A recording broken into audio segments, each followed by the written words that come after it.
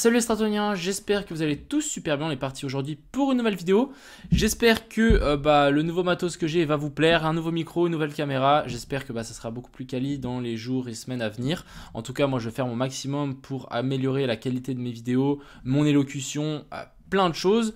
Ensuite, on va bien évidemment analyser ce marché. Donc, on va parler du Bitcoin, de l'Ethereum. On ira voir l'indice du dollar qui fait que pumper, le SP500.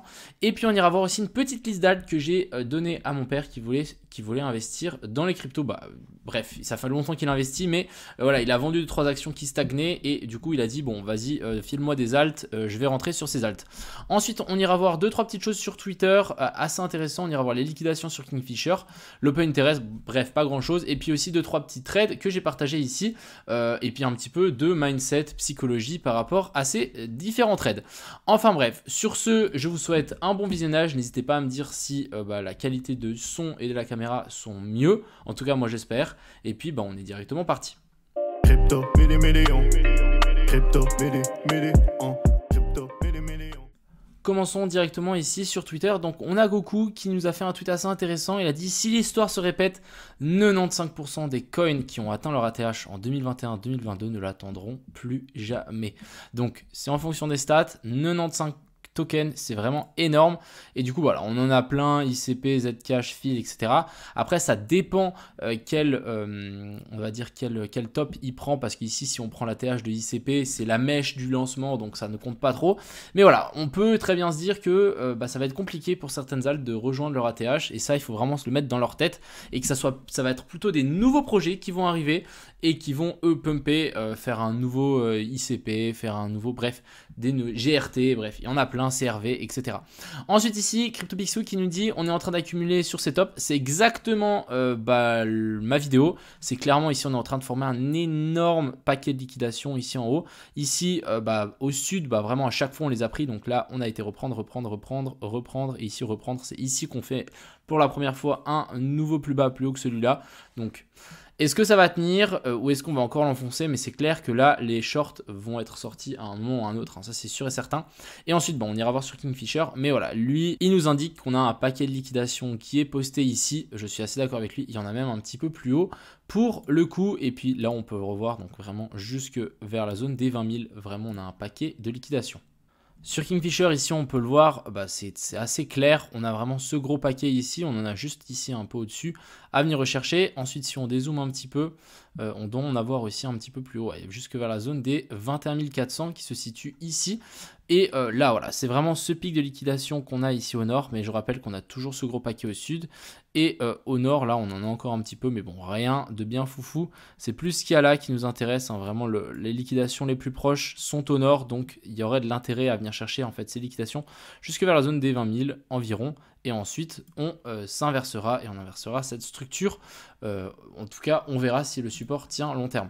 Ensuite, ici, sur l'Open Interest, etc., rien de nouveau. On a juste ici le CVD qui commence un petit peu à monter. Ça veut simplement dire que on a des gens en spot qui sont en train d'acheter. Hein. Ici, depuis ce bottom-ci, on voit bien que là, ça fait que monter.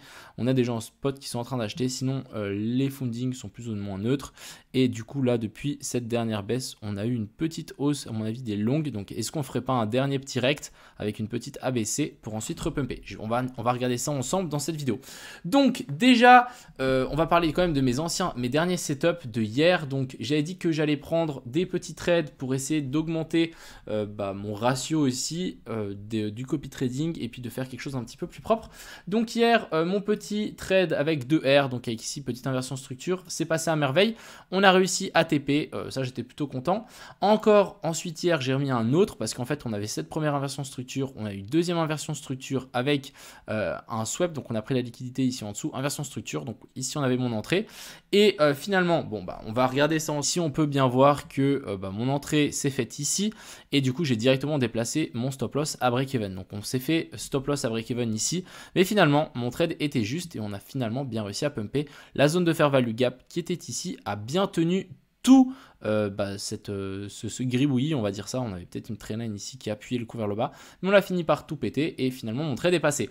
Donc ça veut dire que quoi? Ça veut dire que mes sentiments ont pris le dessus. J'ai close à BE alors que mon plan était juste. Donc vraiment je vais essayer de aussi prendre ça dans mon petit cerveau. C'est Quand j'ai un plan, on va pas déplacer le stop loss. C'est soit TP, soit moins R, soit plus 3 ou 4 R. C'est vraiment l'objectif. Et ensuite ici, ça c'était mes petits derniers trades. Donc on avait un equal high ici à venir chercher. Ici, c'est tous les trades que j'ai pris hier. Ensuite, un joli breakout, gros zone de fair value gap à venir chercher. Et finalement, on l'a raté à 4 $ près. Hein. Donc vous voyez ici, raté à 4 $ près. Et on est bien monté. Donc ici, voilà, on a décollé, on a vraiment ces setups ici. Donc vraiment, on est parti vers le haut. Mais voilà, j'ai pas été dedans malheureusement. J'ai enlevé les ordres parce que j'estime qu'il y a de fortes chances qu'on puisse breaker vers le bas. Si on break vers le bas, j'attendrai une confirmation en plus petite time frame pour être sûr et certain que ça passe. Mais voilà, on avait un joli setup ici qui pourrait très bien aussi avoir une A, B et puis C. On passe sous la trendline et ensuite on réintègre pour ensuite pousser vers le haut. Je rappelle qu'il y a plus de chances dans les jours à venir qu'on vienne pousser vers les hauts et revenir chercher tout ce paquet de liquidités ici qui se retrouve au nord. En tout cas, ça c'est à mon avis mon plan pour la suite. Je pense que ici les longues ont assez souffert à chaque fois qu'on est venu rechercher les stops. Maintenant, c'est au bear de souffrir un petit peu et de venir les chercher. Et ensuite, on avisera. Encore une fois, c'est pas parce qu'on monte à 20 000 qu'on est parti pour les 30, voire plus. Ce qui est assez intéressant aussi, je vais vous montrer donc directement sur Twitter, c'est cette fameuse analyse qui me semblait complètement folle, que j'ai pu placer sur mon profil. C'est ceci. On a ici, en fait, en orange, le SP500 et... non, c'est pas le SP500. En orange, on a le Bitcoin divisé par le SP500. Donc, en gros, ces derniers jours, vous savez très bien que le SP500 a fait que chuter. Il s'est pris des tôles, des coups de pelle, des coups de pelle, des coups de pelle. Et en fait, le Bitcoin a vachement tenu par rapport à ce SP500. Et si le SP500 n'avait pas chuté et que le Bitcoin avait en fait pris les gens qui ont injecté de l'argent au moment où le SP500 chutait, on aurait eu un Bitcoin qui serait monté jusqu'à 37 000 $. Rendez-vous compte, donc c'est la ligne en orange. Si on enlève l'influence du SP500, on aurait un Bitcoin qui serait monté jusqu'à 37 000 $ pour ensuite redescendre à 18 000. Ce qui est assez incroyable, je trouve. Et ça, je trouvais ça plutôt assez intéressant. Ça veut dire vraiment qu'on est en train d'appuyer sur un ressort de plus en plus jusqu'à temps qu'à un moment, ça pète et que on se le prenne dans la figure. Donc au final, là, on est vraiment en train, à mon avis, d'appuyer sur ce BTC, sur ce bottom ici. Et quand ça partira, il n'y aura pas forcément de deuxième arrêt, il n'y aura pas forcément d'attente pour les personnes qui sont en retard. Je voudrais quand même juste rechecker ce petit Bitcoin à l'envers. Ça me semble assez intéressant de repasser dessus. Hop, donc ce BTC à l'envers, voilà. Ce que je dis, c'est qu'on peut largement refaire un creux ici en dessous et ensuite repéter vers le haut. Après ça, on verra. On peut très bien aussi former un top ici et ensuite rechuter. Ce qu'il faudra absolument surveiller, c'est cette zone-là. Si vraiment on arrive à réintégrer cette zone, ça sera directement la zone ici en bas. Mais voilà, ça c'est vraiment pour moi le milieu du range. Si on arrive à revenir jusqu'ici, traverser, on reviendra chercher directement la zone des 25, 26. Pour le moment, c'est pas du tout le cas. On est vraiment juste sur la borne haute de ce range. On peut vraiment estimer que là, on a un range. Là, on a la borne basse de ce range et ici, on a le milieu. Voilà, vous avez plus ou moins compris, mais on peut largement s'attendre à un retour jusqu'ici et ensuite on avise. On peut largement faire encore une fois tac, tac, tac, tac et ensuite sortir vers le haut, bien évidemment. Ici, donc sur l'Ethereum, on est revenu chercher la zone de fair value gap, donc j'avais noté hier, plutôt content. Là, on avait une petite zone, pas de fair value gap, excusez-moi, mais de la zone de POI qu'on avait sur l'Ethereum. On est revenu parfaitement la toucher et ensuite on a repoussé vers l'eau. Donc l'Ethereum est plutôt bullish. Je verrais bien quand même ici une petite recherche de toutes ces liquidités ici. Hop, on vient faire ça et ensuite on pump et on vient chercher beaucoup plus haut. Donc ça c'est vraiment le plan en tout cas pour moi et l'Ether. C'est pour ça que j'ai mis une petite alerte ici. Si on arrive un petit peu plus bas, je tenterai à mon avis un long avec ici cette petite inversion de structure qui s'est formée sur l'Ethereum. Ensuite parlons de l'indice du dollar qui a passé la zone des 50% de cette zone de fair value gap. Donc ici on peut voir qu'il continue sa parabole tant qu'on n'a pas cassé cette structure. Personnellement c'est pas forcément une bonne période pour acheter du BTC si on se réfère uniquement à l'indice du dollar. À partir du moment où on va casser cette parabole, je pense que ça peut être un très très bon indicateur pour acheter du BTC, bien évidemment. Et on a aussi le SP500, donc lui il s'est pété la gueule et du coup on est arrivé dans ma dernière box de Last Hope, donc dernier espoir. Il faut absolument que ça tienne. Si ça ne tient pas, on viendra chercher un petit peu plus bas, la zone des 3560 points, voire beaucoup plus bas, jusqu'à 3230 points. Et ça risque de faire très mal. Petite liste, donc la liste que j'ai partagée tout simplement à mon papa qui souhaitait investir. Je lui ai proposé donc du XTZ, c'est un très très bon projet, c'est une bonne blockchain, ça va vite, c'est rapide. Moi je crois au projet et on est vraiment sur des plus bas. On est après une un cône d'élargissement. Normalement, on aurait dû arriver là et repumper vers le haut. Ça, c'était la théorie. Finalement, il y a eu le bear market. Mais vraiment, on est en train de latéraliser sur des niveaux, un XTZ à 1,50$. Franchement, c'est presque donné. On a du H-bar aussi qui est très intéressant. On est vraiment sur des plus bas. On est revenu sur des niveaux. Mais je ne sais pas si vous vous rendez compte. Hein, c'était des niveaux de mi-2020. Vraiment, pour moi, H-bar, en plus, c'est un bon projet. Donc, petite pièce à mettre là-dessus. Ensuite, ici, on a le CRV. J'y crois toujours à ce fameux CRV. Hein.